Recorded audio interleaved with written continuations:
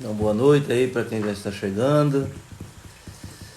Daqui a tempinho nós vamos começar.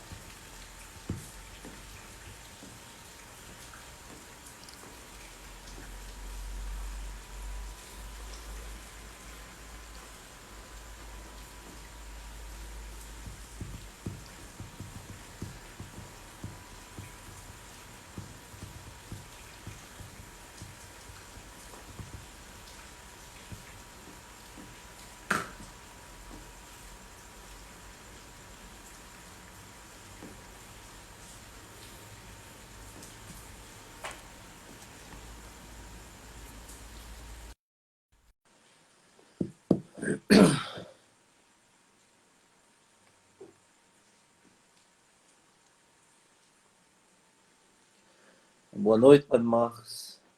Boa noite, André. Como vai? Tudo bem? Tudo bem, graças a Deus. Tá chovendo aí? Pois é, tivemos 2 horas de chuvas contínuas, mas agora aliviou. Foi uma chuva muito boa mesmo. Um som muito agradável, um som raro, né? Também, também tá Ontem também chovendo. deu uma chuvada considerável, considerável, mas não tanto como hoje, né? Hoje sustentou muito bem. Uhum. Choveu um pouco agora à tarde. Agora mesmo tô ouvindo aqui um barulhinho, mas bem pouquinho, fininho. Não, aqui foi forte. Uhum. Tomara que vá ali pro Castanhão. Pra deixar um pouco mais de reserva para nós. É, graças a Deus que juntou um pouco de água, né? Eu vi parece 15%, alguma coisa. 15, passando de 15, graças a Deus. Uma boa reserva pro ano. Os anos anteriores foram 6, 5, 6 só, né? Então, a gente tem Pouco, né? 15, graças a Deus. E continua chovendo, né? Então, esperar que essa água vá para lá, né? Uhum. É, graças a Deus, né? A gente estava esperando. Uhum. Isso. Se Deus quiser, vai chover mais ainda até junho. Se Deus quiser, vai cair uma águazinha.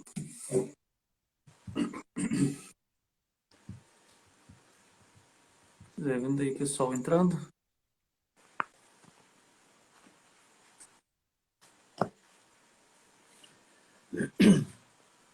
É, vamos dar aí uns 2 minutinhos, né? Depois a gente começa. Uhum.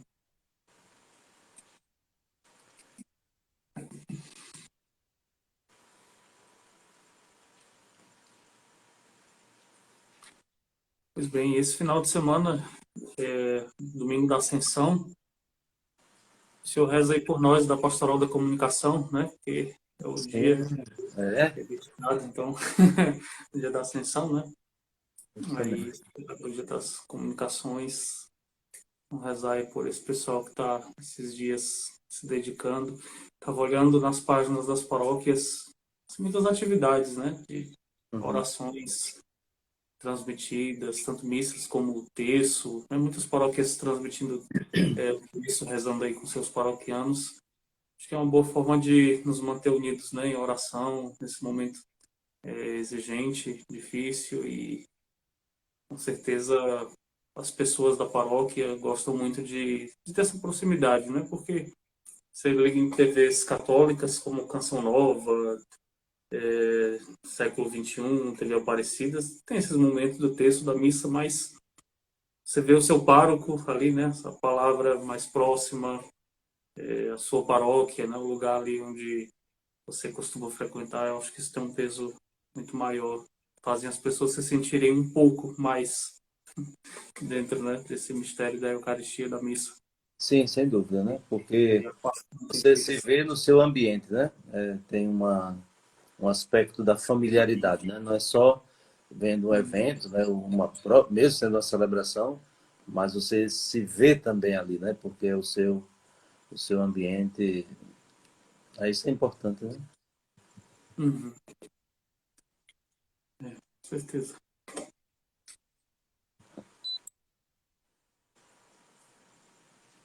Pois bem, vamos começar, né? Vamos. Porque senão não dá tempo. O tempo passa rápido, né? Passa muito rápido. Muita coisa boa para se falar. Muito bem. Então vamos Então, começar nosso... com a oração, né? Pode Estamos ser. aí refletindo sobre temas marianos. Hoje nós vamos começar a tratar esses dogmas e devemos seguir sempre o exemplo do cristianismo primitivo, né? Antes de fazer reflexões, né, teóricas, teológicas, se rezava, né? Se rezava a fé é antes de tudo uma experiência teologal, né? Não só um objeto para a teologia, né? Em nome do Pai, do Filho e do Espírito Santo. Amém. Enviai, Senhor, o vosso Espírito, tudo será criado. Renovareis a face da terra.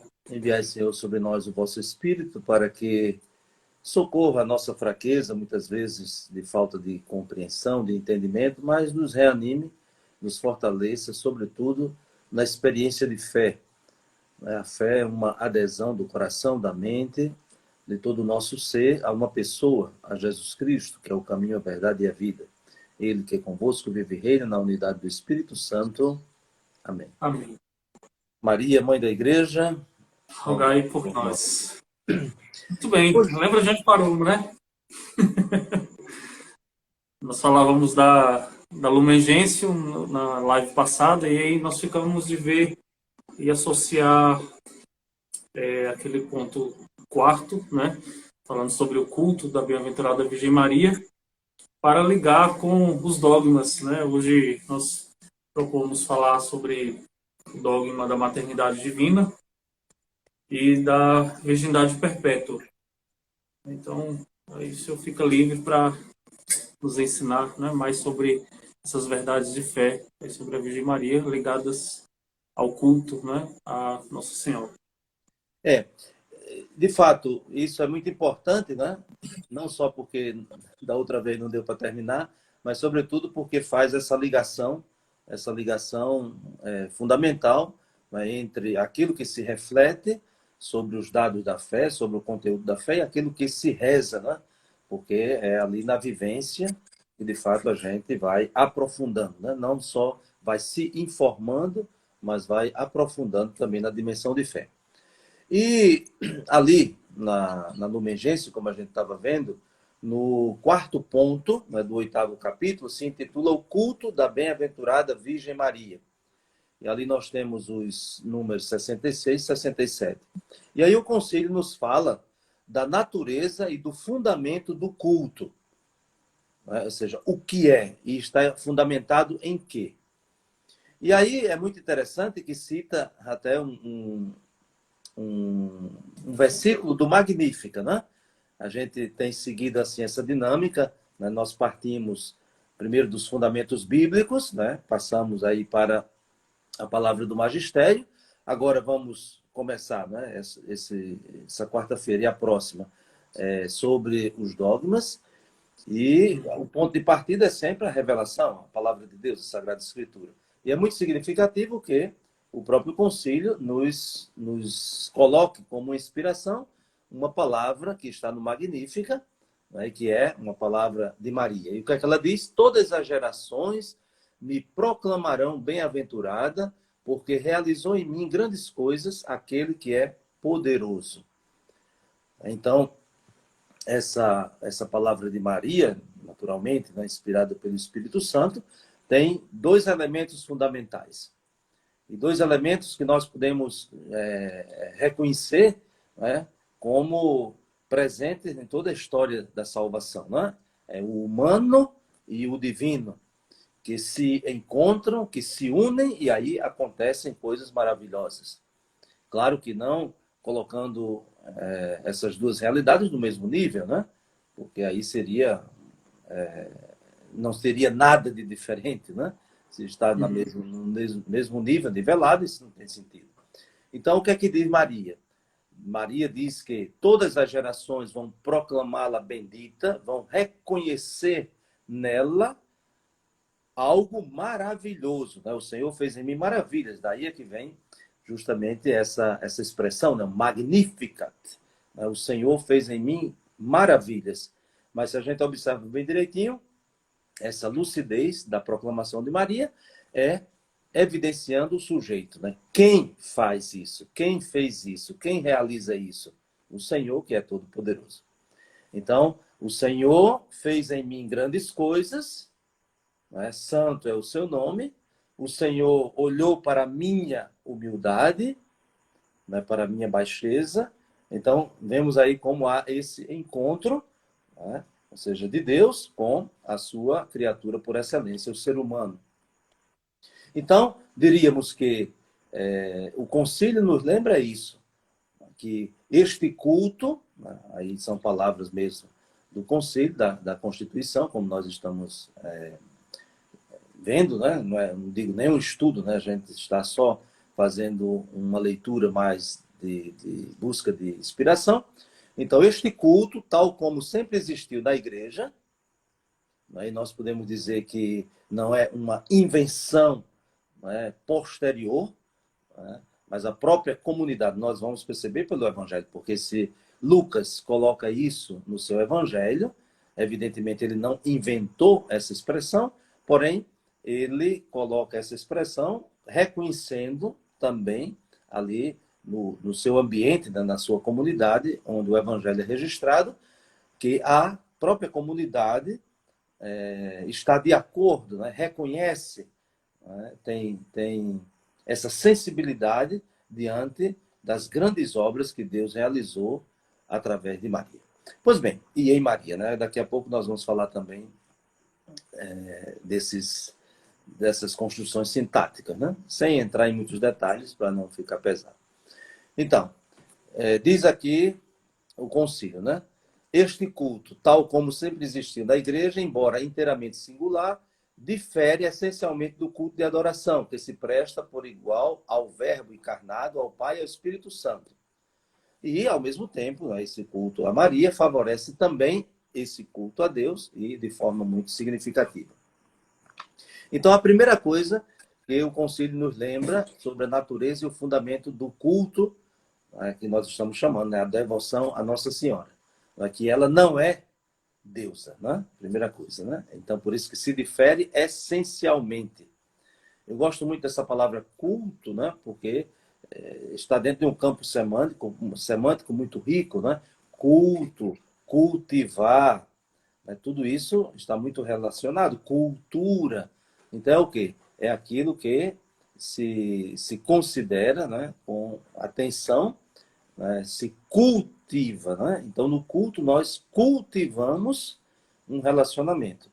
E quando o relacionamento é entre a criatura, o Criador, né, entre o humano e o divino, então esse é um culto de adoração, né, de reconhecimento da divindade.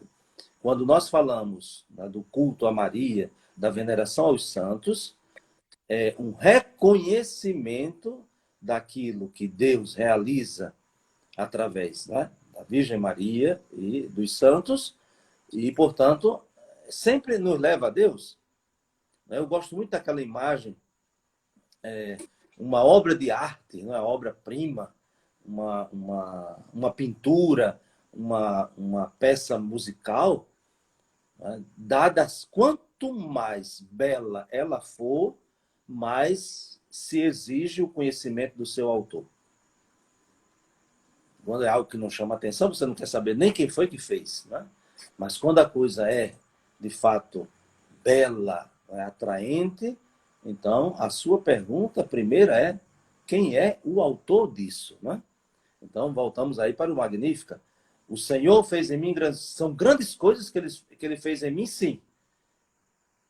Quais são essas grandes coisas? Porque precisam também essas grandes coisas serem ditas, né? Não é somente uma afirmação de que ele fez grandes coisas, mas quais são as grandes coisas que ele fez? E, portanto, a partir, né, da manifestação dessas grandes obras do Senhor, dessas maravilhas que ele realiza, então se busca, né, há quase que uma atração para conhecer, de fato, quem é o autor dessas grandes coisas. Por isso que aqui o nosso documento, né, Lumen Gentium, vai dizer que se difere e favorece, né, favorece poderosamente o culto que se presta aí de forma igual ao Pai, ao Filho e ao Espírito Santo. Então, na verdade, as várias formas de piedade para com a Mãe de Deus, e essas aprovadas pela Igreja, dentro dos limites de sã e reta doutrina, segundo os diversos tempos e lugares, de acordo com a índole e o modo de ser dos fiéis, tem a virtude de fazer com que, honrando a mãe, melhor se conheça, ame e glorifique o Filho, por quem tudo existe e no qual aprove a Deus que residisse toda a plenitude, né? A citação de São Paulo na carta aos Colossenses. E também melhor se cumpram os seus mandamentos. Né? Então, aquilo que a gente já antecipou, então, o culto, né, que nós prestamos a Maria é justamente para exaltar a obra de Deus. E exaltando a obra de Deus, não se chega em outro lugar, senão ao próprio Deus, né? Então, por isso que ele diz, por isso que ela diz, o Senhor fez em grandes coisas, e, portanto, ele é o seu nome. No número 67, ainda estou me referindo ao documento, né, da Lumen Gentium, capítulo 8º, se são dadas normas pastorais. Né? Então, aqui diz que o concílio, né, aqui um comentário, o concílio exorta os fiéis a incrementar o culto litúrgico de Maria dentro da sã doutrina e, evidentemente, em coerência com aquilo que é a revelação. Né? Isso eu estou fazendo um comentário do número 67. Evitando tudo que possa induzir ao erro. Isso aqui é um grande desafio, né? Porque, e aqui o espaço não dá para a gente aprofundar, mas nós percebemos, né, que há certas tendências, né, em alguns ambientes de transformar a devoção, né, de acordo, né, com a própria compreensão, ou, desculpa a expressão, com a ignorância, né, de quem a expressa e de quem a promove. Então, precisa ter muito cuidado. Por isso que a comunhão com a igreja é fundamental. Nós somos membros do corpo de Cristo. E, portanto, se somos membros do corpo de Cristo, precisamos respeitar este princípio. É claro que nós vivemos, né, na liberdade dos filhos de Deus, mas a liberdade não é libertinagem, a liberdade não é eu faço o que eu quero, a liberdade não é uma espécie de self-service, né? Eu me sirvo disso, mas isso aqui não, e assim por diante. Né? Tem que ter a lucidez, a coerência também em relação a isso. Então, ainda nesse número 67, nós vemos como o concílio nos lembra que a verdadeira devoção não consiste numa emoção estéril e passageira. Isso para nós é muito forte, né? A questão da emoção, do sentimentalismo, né? Que é diferente de expressão afetiva e sentimental. É outra coisa, né? Mas nasce da fé. Né? Então não é porque eu olhei para uma imagem de Nossa Senhora e achei tão bonito, né? E ali surgiu uma devoção. Não. Eu tenho que ter a coerência de base, que é a minha fé. Então, quem é Maria? Maria é a mãe de Jesus, Maria é a mãe da igreja, e, portanto, eu preciso relacionar até mesmo aquela imagem, né? Algum título de Nossa Senhora, eu tenho que relacionar sempre com a experiência eclesial, e não simplesmente com a minha percepção individual, sentimentalista, porque aí nós temos alguns absurdos, né? Até assim, certas expressões e tudo isso, né? Que a gente fica imaginando, né? De fato, essa Maria que está sendo cantada ou está sendo referida nesta música, ou que apareceu aí nessa oração, é Maria, mãe de Jesus, de Nazaré, é Maria, né, mãe de Deus, é Maria, que nós conhecemos pela Sagrada Escritura, porque às vezes, né, tem uma distorção, né? Mas é isso que o Concílio nos lembra, e nos lembra de forma muito oportuna, que precisa se evitar tudo que possa induzir ao erro. Né? Induzir ao erro. Eu diria, por exemplo, quando nós dizemos que, a partir do proto-evangelho, né, que a gente lembrou já, Gênesis capítulo 3º, versículo 15, quando se diz, né, que depois do pecado, Deus, por inimizade entre ti e a mulher, entre a tua descendência e a descendência dela, da qual nascerá aquele que vai esmagar a tua cabeça. Né? Até a iconografia, né, ao longo do tempo, né, colocou, né, Maria pisando a cabeça da serpente, né, por essa compreensão até mesmo de questões de tradução, né, a tua descendência, a descendência da serpente, né, e a descendência da mulher, haverá uma inimizade da qual nascerá que vai esmagar a cabeça da serpente. Porém, quem esmaga a cabeça da serpente é o filho da mulher, a descendência da mulher. É Jesus, não é a mulher. Não é? Eu não estou dizendo heresia, aqui não estou dizendo nada contrário à nossa fé católica, não é? Pelo amor de Deus. Aí alguém diz, sim, mas muitas imagens, Nossa Senhora tem ali a cobra na cabeça, nos pés e tudo isso. Sim, porque está representando isso. Não é porque não se pode pensar Maria sem Jesus. Não é? Evidentemente que quando está ali Maria, né, ela está representando a descendência da mulher, e ali da descendência da mulher vem aquele que esmaga a cabeça da serpente. Então, essa é a representação. Porém, não se pode desviar o significado original, porque quem esmaga a cabeça da serpente é Jesus. É o filho da mulher. Né? Então, não é a mulher. Então, seria assim um pouco, não é, de falta de compreensão bíblica, né? E da própria teologia da igreja, da fé que nós professamos, porque, de fato, quem vence o pecado, quem derrota o mal, né, é Jesus, né? É o filho da mulher. Evidentemente, ela participa, né, dessa vitória de Cristo, como todos nós também somos chamados a participar. Portanto, nesse número 67, a gente vê como a verdadeira devoção não consiste, como eu dizia, não consiste numa emoção estéril e passageira, mas nasce da fé, que nos faz reconhecer a grandeza da Mãe de Deus e nos leva a amar fielmente a nossa mãe e imitar suas virtudes. Isso aqui também, a própria Mariologia, né? Não só o Concílio Vaticano II neste documento, mas todos os documentos, até os documentos recentes, né? Até quando a gente pega algo específico, por exemplo, sobre a formação dos presbíteros, né? Também se diz isso, né? Até no seminário, precisa ajudar os formandos, né? a se aproximarem de Maria, né? Para uma filial e autêntica devoção, aprendendo as suas virtudes. Então, também tem esse aspecto prático da devoção. Né? A devoção, a gente diria, tem duas mãos. Né? A primeira mão nos aproxima de Maria, né? Como a mãe do Salvador, como a nossa mãe, mas a outra mão é aquilo que ela nos pede. Porque a intercessão, nós pedimos a ela e tudo isso, mas eu diria até que antes, né, de começarmos a fazer pedidos a Maria, ela tem um pedido a nos fazer, né? E é o pedido das bodas de Caná: fazei tudo o que ele vos disser. Então, isso é fundamental, né? Porque às vezes a gente fica só na devoção como tudo que eu peço ela me dá, tudo que eu peço ela me dá. Não, primeiro que ela não dá, né? Por isso eu gosto muito da frase do Padre Zezinho, que ele diz: Maria não dá nada, mas ela pede tudo.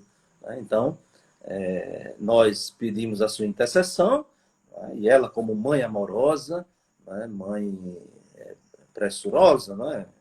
Solícita, então ela vai interceder por nós. Né? Mas quem nos dá é justamente o seu filho, né? Que atende o seu pedido. Então, eu diria, na devoção a Maria, para a gente entrar agora na questão dos dogmas, na devoção a Maria, não existe só a nossa lista de pedidos, né? Seria uma devoção um pouco falha. Devoção é amor. Então, se é amor, então se estabelece um relacionamento. E um relacionamento não só tem uma via, né? Ele se alimenta nesse vai e vem, né? Então, por exemplo, numa amizade, então eu procuro e sou procurado. Numa amizade, eu falo e também escuto, e assim por diante. E aí, na devoção, né, para com Nossa Senhora, né, temos essa mão, né, de nos levar até ela, de nos aproximar dela, né, como filhos, mas também de ouvi-la, né, de aprender as suas virtudes. Né, e o grande pedido que ela nos faz está, como eu já lembrei, nas bodas de Caná: fazei tudo o que ele vos disser. Né? Então, se não houver essa parte, a nossa devoção será só interesseira e de uma má qualidade, né? Sem dúvida. Pois bem, então vamos agora colocar essa questão. Vou falar dos dogmas agora. Bem, os dogmas eles são para nós católicos, né? Assim, quem não é católico não é obrigado a aderir a essa verdade de fé. Então, é claro que o senhor está falando aqui só para pessoas católicas, eu acredito, né? Mas eu acho que talvez enfatizar assim, a questão apologética também, né? Em relação, principalmente agora que a gente vai falar desses dogmas da maternidade divina e da virgindade, porque às vezes os católicos apoiam muito, né? Maria, mãe de Deus, né? Claro que falta um pouco de boa vontade também da parte lá dos protestantes, enfim, porque eles sabem que nós não acreditamos que Maria seja anterior ou maior do que a própria divindade, né? Falta essa boa vontade da parte deles. Mas também falta da nossa parte de católicos de a gente ter um pouco mais de fundamentação para poder também argumentar e dizer da maneira correta, né? Aquilo que vai não só convencê-los, mas que vai mostrar, de fato, né, a verdade, né, para esses nossos irmãos que estão separados. Bom, aqui é muito complexo, né? Porque nós podemos já começar, né, quando se trata do dogma, começar com um aspecto, entre aspas, um tanto negativo, que é o preconceito em relação ao dogma e à doutrina. Hoje há uma certa tendência, né? Até diria uma espécie de dicotomia entre aquilo que nós acreditamos e é formulado e é expresso e a nossa prática, né? Até a prática pastoral. Às vezes há esse conflito, né? Então, a doutrina e a pastoral. Não pode existir esse conflito. Né? Primeiro, existe uma interdependência. Então, de São Paulo, porque nós cremos, falamos, né? Então, a nossa ação pastoral, ela é fundamentada, enraizada na nossa adesão de fé. E a nossa adesão de fé tem também um aspecto racional, de conhecimento, de percepção. Até São Pedro, outro dia nós lemos, né? É preciso dar razão à nossa esperança, dar razão à nossa fé. Foi a leitura que nós ouvimos no domingo passado. Então, a fé exige, né? Porque a fé é professada, é vivida pelo ser humano. E o ser humano tem essa capacidade de expressar e expressar racionalmente.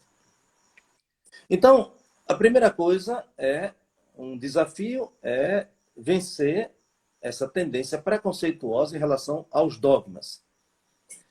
Não, dogma é uma imposição, né, de uma elite eclesiástica, né, da hierarquia, não sei o quê. Bom, quando se afirma isso, então já se revela o grau de ignorância que a pessoa tem em relação a esse tema, né?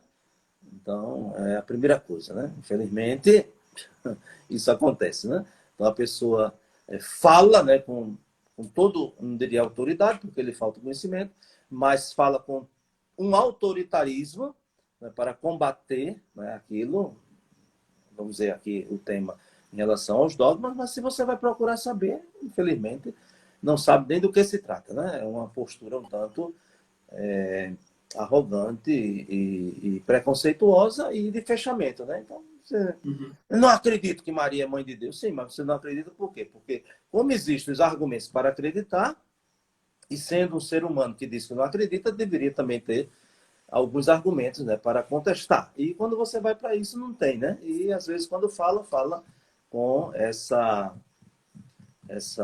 dificuldade, né? Que eu estou chamando aqui de ignorância e que se torna pior quando é arrogância, quando não quer saber. Então, o que é o dogma? O dogma, na tradição cristã, é uma verdade evidente. Interessante, né? Porque geralmente as pessoas, quando falam de dogma, dizem, não, é uma coisa fechada, né? Então, alguém definiu, né? A igreja, o Papa definiu, e aí ficou imposto, né, para, vamos dizer, os católicos, né? Que tem que acreditar nisso, mas não é, né? O dogma não é isso. Não é? É muito interessante, e até mesmo já existia a prática, né, Então, por exemplo, até a leitura desses dias, né, que nós estamos vendo na missa, dos Atos dos Apóstolos, né, havia um problema, né, no seio da comunidade, não é? Porque a comunidade da igreja começa com um núcleo de pessoas ligadas ao judaísmo, mas depois vai se ampliando e entram também pessoas que não são da fé judaica, não é? Que nós chamamos os pagãos. E, naturalmente, né, com o seu modo de pensar, com o seu modo de viver, né? Vamos chamar assim. Né?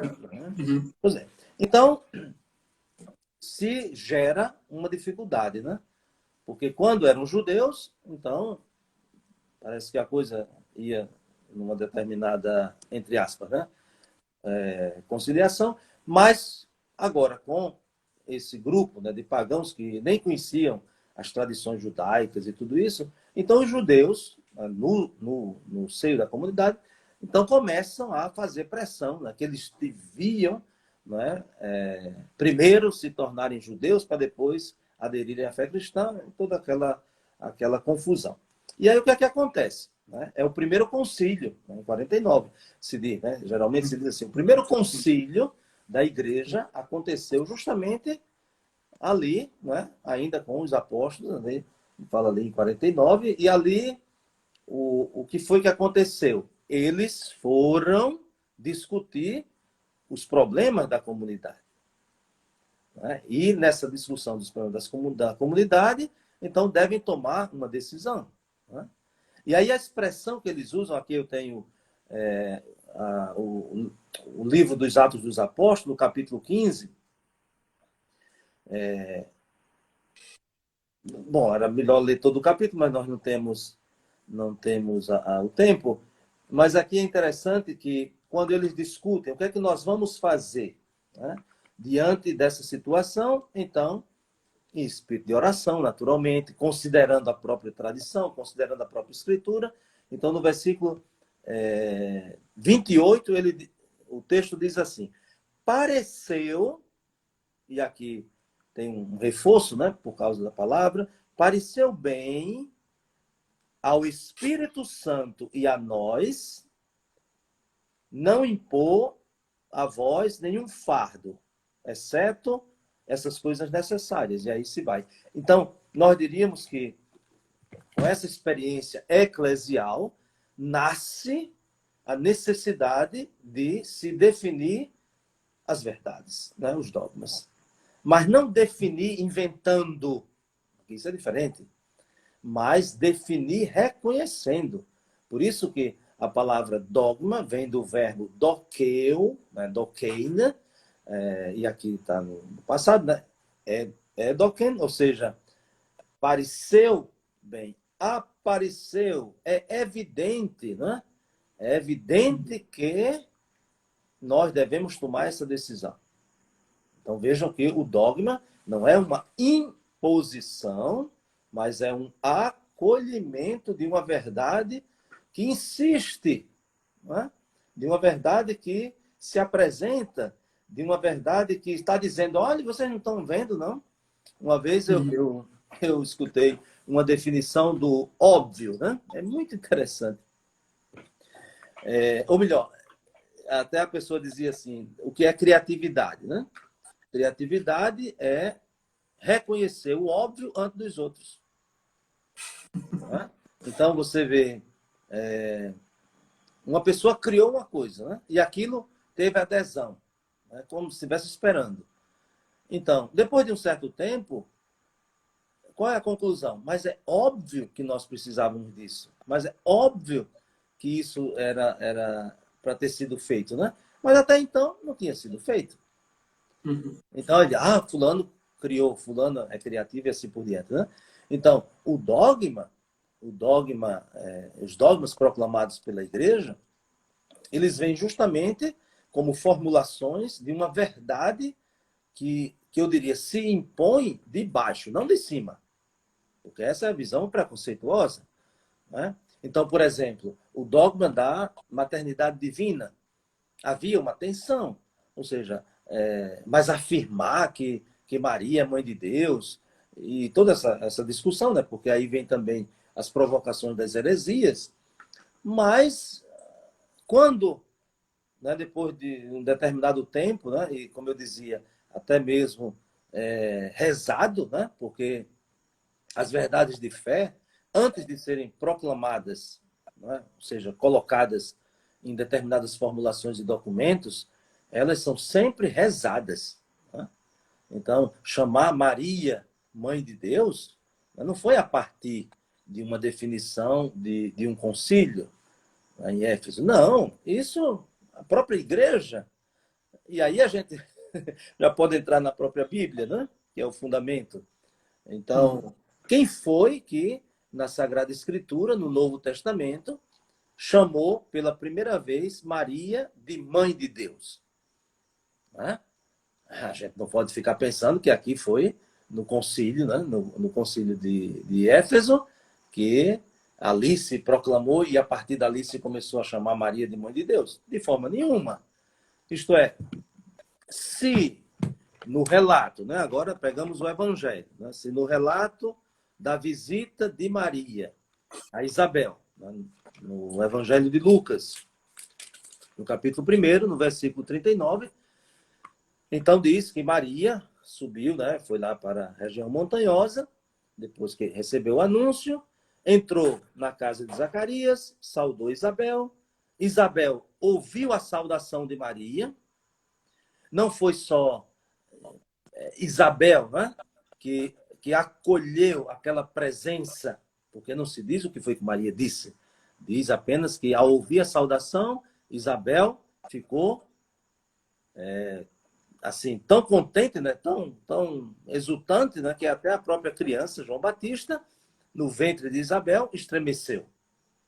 Isso é para dizer que Isabel, na sua totalidade, nada em Isabel não provou de uma alegria da presença e da saudação de Maria. Não foi só Isabel, mas também o filho de Isabel. E aqui, Lucas diz que Isabel ficou repleta do Espírito Santo.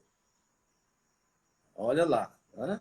Nós temos Isabel, né, que reage, mas nós temos Isabel agora que é movida pelo Espírito Santo.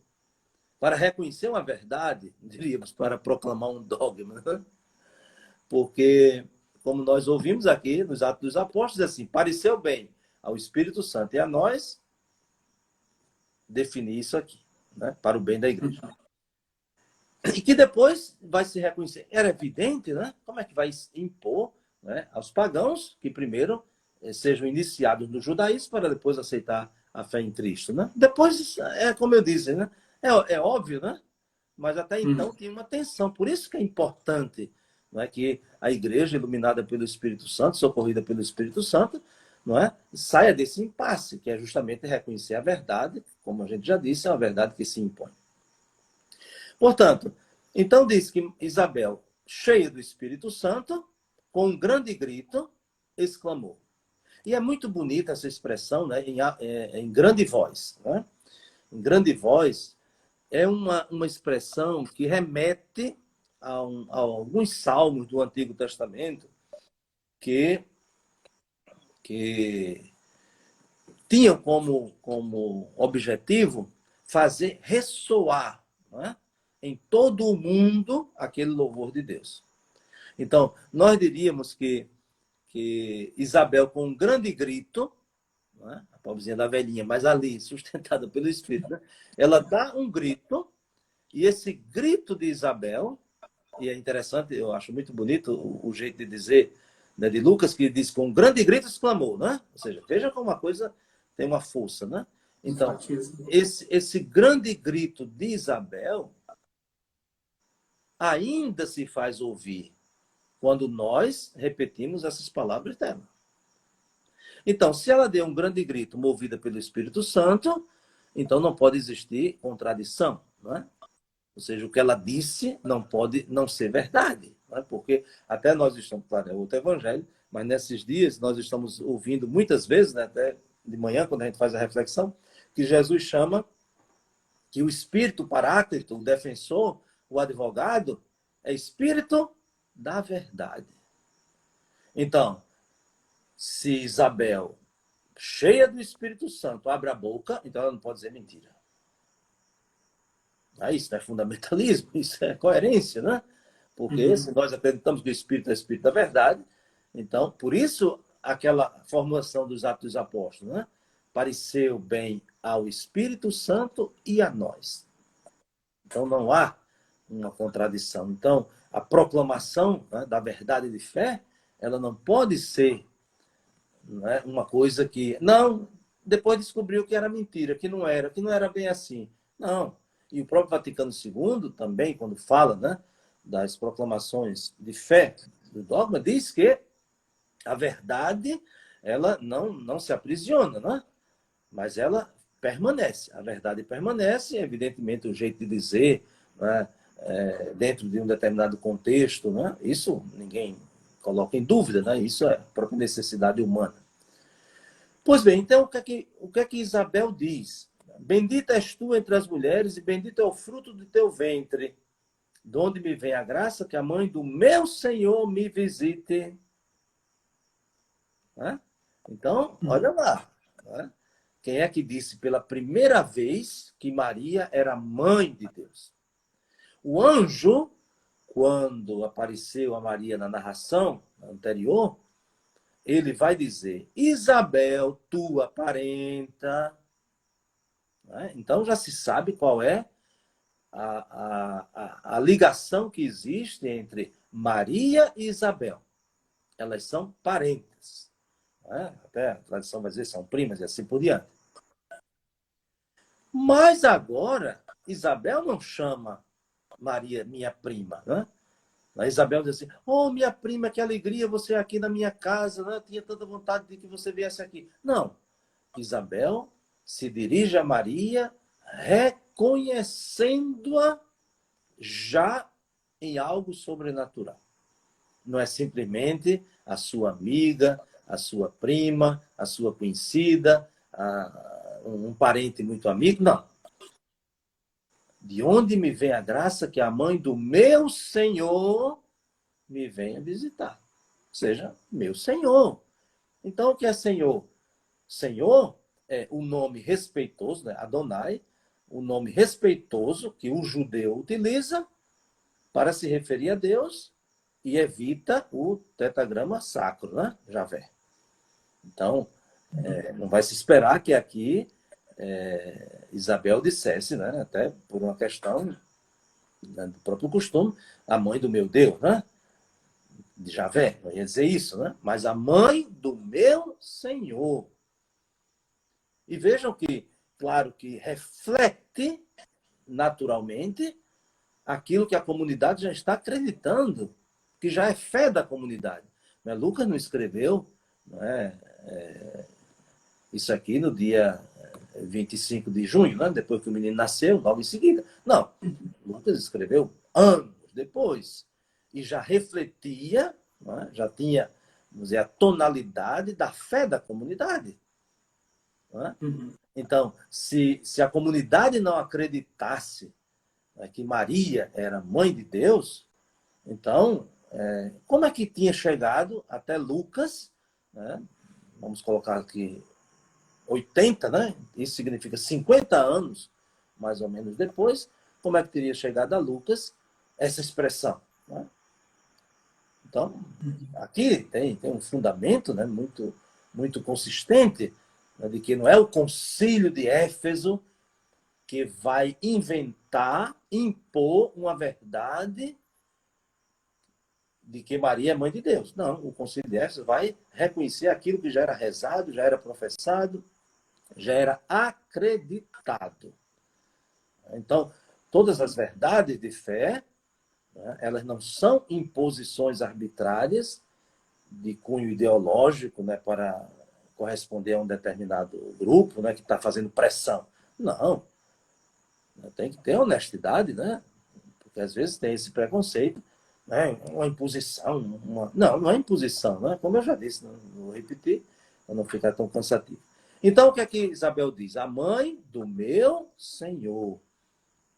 Vejam que quando Jesus aparece, a segunda vez lá no cenáculo, agora com Tomé, né, em João capítulo 20, o que é que Tomé vai dizer? Né? Quando Jesus diz, venha, bota aqui a sua mão, toque no meu lado e tudo, não seja incrédulo, mas acredite. E aí o que é que Tomé diz? Meu Senhor e meu Deus. Tá? Então aí já explicita, né? É a mesma coisa, meu Senhor e meu Deus. Nós poderíamos dizer aqui com Isabel, né? Também era possível dizer meu Senhor e meu Deus. De onde vem a graça que a mãe do meu Senhor e Deus, ou meu Senhor e meu Deus, venha me visitar.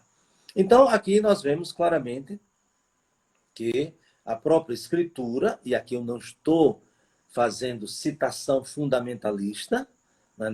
Eu peguei esse versículo e agora estou empurrando de goela abaixo para dizer que isso significa isso. Não, tem que ser lido dentro, né? Aquele princípio da Dei Verbo, né? A Escritura tem que ser lida no espírito com que ela foi escrita. E qual foi o espírito? Claro, o Espírito de Deus, mas qual foi o Espírito, né, que inspirou esta página da Escritura, essa página do Evangelho de Lucas, a maturação da fé, também em relação à pessoa de Maria. Quem é Maria? Né? Talvez se fosse escrever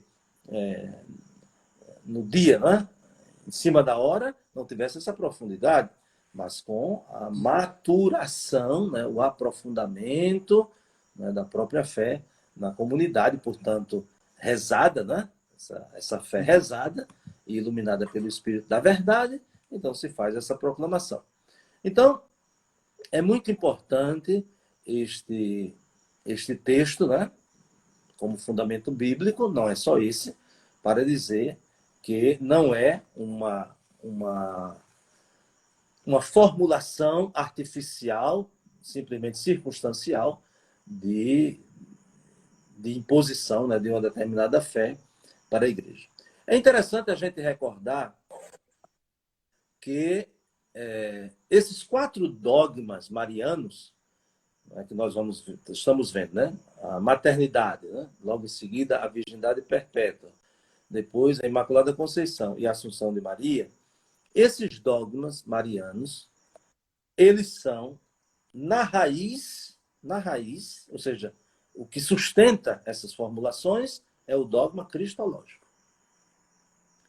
Então, alguém pensar que dizer que Maria é mãe de Deus é prestar uma homenagem à Nossa Senhora é muito, muito pouco.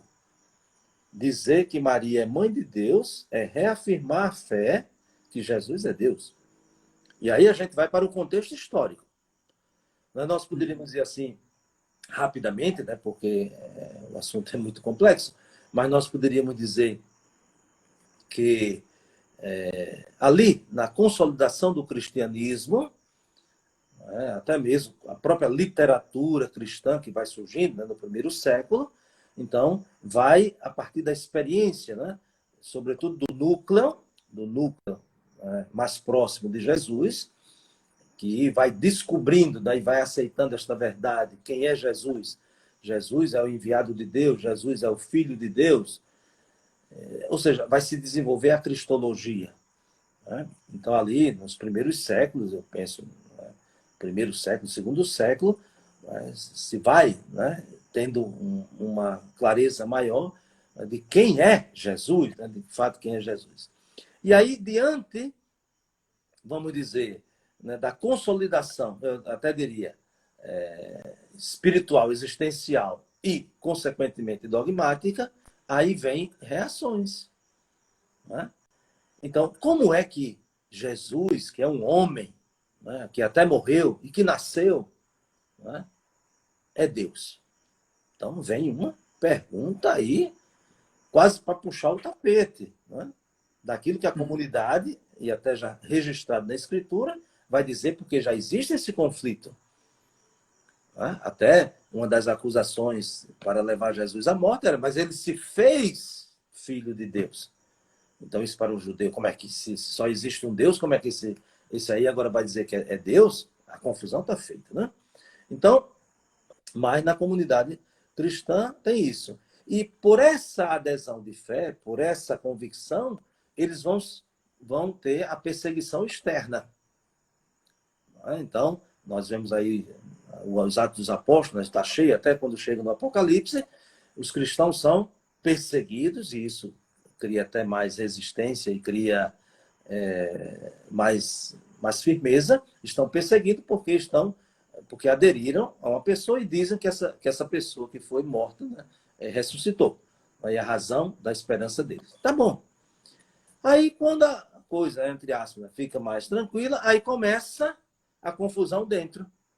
Né? A gente tem duas tentativas de destruir a igreja. Né? De fora, a perseguição e a divisão interna. E a divisão interna começa justamente com as dúvidas da fé. Né? Então, nós temos as heresias. As heresias são contrapontos àquela fé, né, já professada e que agora é questionada, né, por vários motivos, e também tem contextos históricos, conjunturas políticas e assim por diante. Mas, por exemplo, quando nós pensamos a grande pergunta, quem é Jesus? Né? Então, Jesus é o Filho de Deus, o nosso Salvador. Aí, sim, mas como é que ele é Filho de Deus e é homem? Não é? Aí já começa essa dificuldade. Né? Jesus é o Salvador, né? O Salvador, e a palavra se fez carne e veio habitar entre nós, né? A fé. Sim, mas como é que isso é possível? Né? Como é que Deus eterno agora se encarna? E toda essa história, aí vem as tentativas de resolver isso e surgem as famosas heresias. E uma das heresias, nesse contexto para a afirmação do dogma da maternidade divina, é justamente um tal de Nestório, né, que era um bispo, né, patriarca de Constantinopla, então não era qualquer coroinha, né? Estava dizendo que veio na cabeça, né? Era um arcebispo, né? Ou seja, uma pessoa de renome e que se supunha, né, que tinha um certo conhecimento. Mas ele vai, né, contestar. Né? Dizem que até ele falava, né? Maria, mãe de Deus, mas depois começou, né, acho que entrar em parafuso, não sei o quê, e aí começou a questionar, porque ele não compreendia. Olha lá, a dificuldade, ou seja, a fé tem um aspecto racional, mas não é só isso, é a adesão. A adesão à pessoa de Jesus, ao seu ensinamento. E aí o que é que acontece? Ele começa a fazer esse tipo de questionamento e dizer que não é possível, não é possível que Maria seja mãe de Deus. Como é que uma criatura é mãe de Deus? E aí ele vai criar uma espécie de teoria, né, para acomodar essa sua dificuldade de compreender, dizendo que ela era mãe de Cristo. Né? Então, ela era mãe de Cristo, como se fosse assim, ela é mãe da parte humana, né? Mas ela não é mãe da pessoa divina. Né? E aí criava uma confusão, até mesmo chegar a dizer que Jesus era como se fosse dupla personalidade. Mas vejam que essa heresia também de vez em quando aparece, até nos nossos folhetos, né, litúrgicos, quando chama Jesus de pessoa humana. Né? Isso ainda tem cheiro dessa heresia de Nestório. Isto é, como é pessoa humana? Jesus não é pessoa humana. Jesus é pessoa divina, a segunda pessoa da Santíssima Trindade, que assumiu a nossa natureza humana. Então, ele assumiu a natureza humana e não deixou de ser Deus, mas ele é 100%, né? Deus e homem. Não é assim, metade uma coisa e metade outra. Não. Agora, na pessoa divina. Né? Então, ele é pessoa divina, ele não é pessoa humana. Isso é um problema, né? Às vezes as pessoas, assim, até porque não conhecem bem o jeito de falar. Jesus como pessoa humana, não sei o que, é muito sensível, lutou por isso. Jesus não é pessoa humana. Né? Isso é um erro teológico, né? Claro, uma pessoa que não sabe diz isso, não é por isso que vai para o inferno. Mas uma pessoa que sabe diz isso, então tem culpa maior. Então, Jesus é pessoa divina que se encarnou, é o Verbo eterno que se encarnou e assumiu a nossa condição humana. Então, Nestório tinha uma dificuldade para compreender isso. Como é isso? É impossível. Aí parece que ele não tinha lido o que o anjo tinha dito a Maria, porque Maria também levantou os seus questionamentos. Mas como será isso que eu não conheço o homem, ou seja, não estou ainda morando com o meu esposo. Aí o anjo vai explicar e dá já um exemplo concreto de coisas que podem parecer impossíveis para os homens, né? Isabel, tua parenta, este é o 6º mês daquela que se dizia estéril. Aí o anjo termina dizendo: para Deus, com efeito, nada é impossível. Então, ali está a chave, né? Para Deus, nada é impossível. Então, quando nós dizemos, não é, que Deus realiza grandes coisas, essas grandes coisas que Deus realiza, elas só são grandes se elas forem impossíveis para nós. Se elas forem possíveis para nós, então não são grandes. Estão ao nosso alcance. Nós podemos fazer. E se nós podemos fazer, então não precisa de Deus, que Deus faça. Então, já estamos terminando, né? Não entramos na virgindade, né?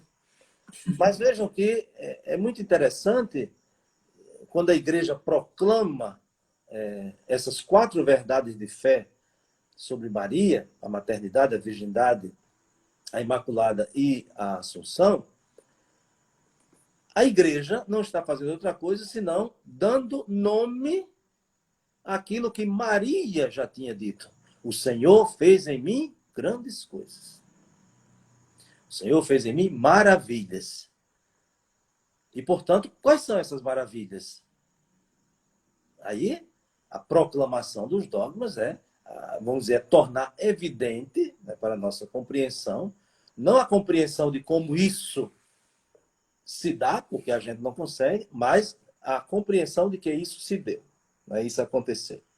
Né?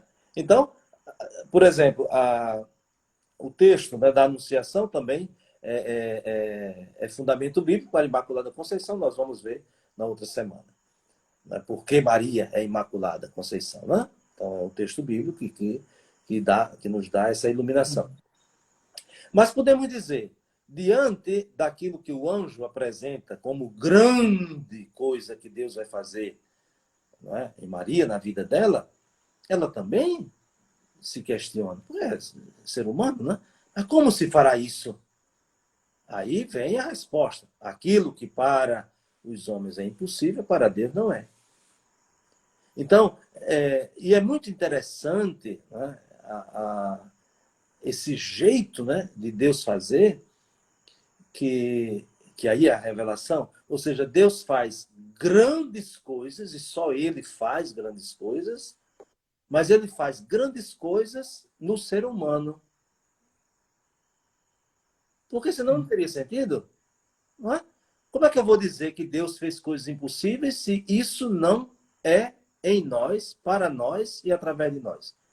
Isso não fica conhecido. Eu não vou poder fazer essa afirmação. Não vou poder dizer, Deus fez maravilhas. Que maravilhas? Não é? Então, esse podemos assim, um princípio para poder interpretar os dogmas. E é um princípio bíblico. Qual é o princípio? Deus realiza grandes coisas, mas só realiza grandes coisas no humano, não fora do humano. Porque, sim, fora do humano ele pode realizar, sem dúvida, mas nós não podemos falar sobre essas maravilhas. E se Maria disse, né? O Senhor fez em mim maravilhas, e ali eu tenho vontade de entrar um pouco na construção sintática, né? Esse em mim, né? Em mim, na construção, na língua do grego, pode ser, e eu acho que quando a gente admite várias possibilidades, não exclui, mas completa, mas esse em mim pode ser em meu favor, ou seja, para mim. Em mim pode ser através de mim, né? Ou seja, sou instrumento. Então vejam que são várias possibilidades. Então o Senhor fez grandes coisas por mim, né? Uma outra possibilidade. E, claro, numa tradução tem que fazer uma escolha. Porém, a gente ter a consciência que há outras possibilidades. Por quê? Porque, veja lá, qual foi a grande coisa que Deus fez em Maria? Ser mãe de Deus.